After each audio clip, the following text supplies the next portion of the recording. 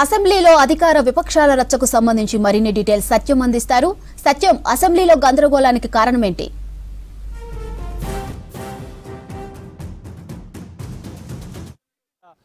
వివాదం కొనసాగింది. గవర్నర్ ప్రసంగం ధన్యవాద తీర్మానం సందర్భంగా బీఆర్ఎస్ పార్టీకి సంబంధించి మాజీ ఎమ్మెల్యే మాజీ మంత్రి జగదీశ్వర్ రెడ్డి మాట్లాడుతున్న సందర్భంలో ఆయన చేసిన కామెంట్స్ కాంగ్రెస్ పార్టీ అభ్యంతరం వ్యక్తం చేసింది.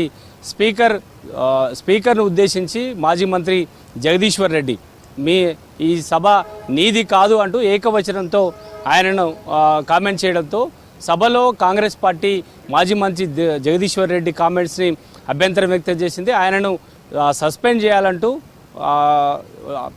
టీ బ్రేక్ సమయంలో స్పీకర్తో మంత్రులు అదేవిధంగా ఎమ్మెల్యేలు కాంగ్రెస్ ఎమ్మెల్యేలు భేటీ అయ్యారు. జగదీశ్వర్ రెడ్డిని సస్పెండ్ చేయాలనే అంశాన్ని స్పీకర్ దగ్గర మంత్రులు చర్చించారు. అయితే కాంగ్రెస్ పార్టీ గతంలో బీఆర్ఎస్ పార్టీ అధికారంలో ఉన్నప్పుడు కోమటిరెడ్డి అదేవిధంగా సంపత్ కుమార్లను నాడు ప్రభుత్వం బీఆర్ఎస్ ప్రభుత్వం ఇద్దరిని సస్పెండ్ చేసింది, అకారణంగా సస్పెండ్ చేసిందంటూ కూడా కాంగ్రెస్ పార్టీ గతంలో ఆరోపించింది. ఎందుకంటే సభలో కనీసం నిరసన వ్యక్తి అంటే చైర్ నుంచి బయటకి రాకపోయినా గతంలో బీఆర్ఎస్ పార్టీ ఇద్దరు సభ్యులను మొత్తం ఆ పీరియడ్ అంతా కూడా సస్పెండ్ చేస్తూ నిర్ణయం తీసుకుంది. అయితే ఈరోజు జరిగిన సభలో మాజీ మంత్రి జగదీశ్వర్ రెడ్డి ఏకంగా స్పీకర్ను ఏకవచనంతో ఉద్దేశిస్తూ ఈ సభ నీది కాదు, ఈ సభ్యులందరిది అంటూ కూడా ఆయన చేసిన కామెంట్స్ని కాంగ్రెస్ పార్టీ అభ్యంతరం వ్యక్తం చేసింది. దీనిపై కాంగ్రెస్ పార్టీ సభలో ఆందోళన చేయడంతో 15 నిమిషాలు టీ బ్రేక్ ఇచ్చారు. ఈ టీ బ్రేక్లో స్పీకర్తో మంత్రులు అదేవిధంగా కాంగ్రెస్ ఎమ్మెల్యేలు భేటీ అయ్యారు.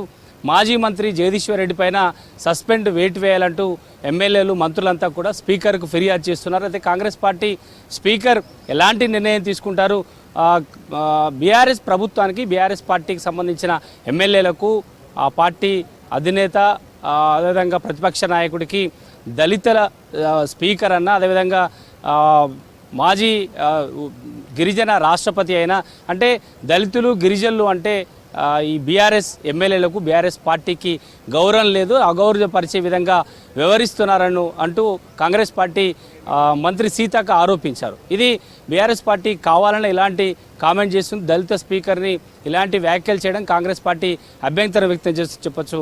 అంటే స్పీకర్కు ఇటు మంత్రులు ఎమ్మెల్యేలు ఫిర్యాదు చేశారు. దీనిపై ఎలాంటి నిర్ణయం తీసుకుంటారో చూడాలి. Thank you Satyam.